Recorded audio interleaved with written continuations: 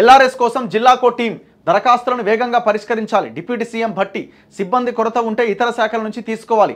ప్రభుత్వ court ఆదేశాలున్న lands మినహాయిస్తే మిగతా వాటిని క్రమబద్ధీకరించాలి. పైసలు ఏమి లేదేడా.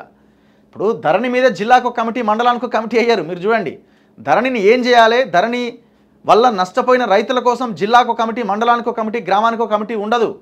గ్రామ సభలు ఉండయి. ఎల్ఆర్ఎస్ కోసం జిల్లాకో టీం ఉంటుంది. దేనికి? పైసలు కావాలి. ఇప్పుడు ఎల్ఆర్ఎస్ కింద అప్లై చేసిన వాళ్ళు పైసలు కడితే దాన్ని రెగ్యులరైజ్ చేస్తారు. పైసలు కావాలి కదా. ఇప్పుడు బడ్జెట్ ప్రకటించారు, పైసలు కావాలి. సో ఆ పైసల కోసం ఇంత హడావుడి.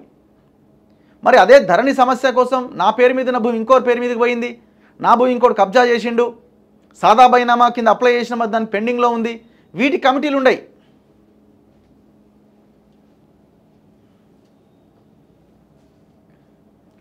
ఎల్ఆర్ఎస్ లేఅవుట్ రెగ్యులరైజేషన్ స్కీమ్ కోసం ప్రజలు చేసుకున్న దరఖాస్తులను వీలైనంత వేగంగా పరిష్కరించాలని సీఎం భట్టి విక్రమార్క అధికారులను ఆదేశించారు.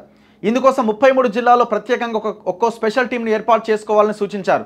సిబ్బంది కొరత ఉంటే ఇతర శాఖల నుంచి డిప్యుటేషన్పై తీసుకోవాలన్నారు. ప్రజలకు ఎలాంటి ఇబ్బందులు లేకుండా అత్యంత పటిష్టంగా ఎల్ఆర్ఎస్ను అమలు చేయాలని ఆయన సూచించారు. నిన్నోరు మెసేజ్ పెట్టిరు నాకు. ఏమనంటే,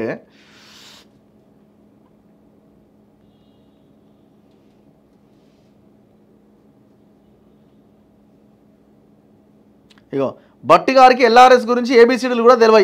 కాంగ్రెస్ పార్టీ అధికారంలోకి వస్తే ఎల్ఆర్ఎస్ రద్దు చేస్తామని మాట తప్పి ఎల్ఆర్ఎస్ బలవంతంగా వసూలు చేయడానికి ప్రయత్నం చేస్తున్నారు. జీహెచ్ఎంసీ ఎన్నికల్లో తగిన ఫలితం అనుభవిస్తారు. Naragoni Praveen Kumar, Telangana realtors association.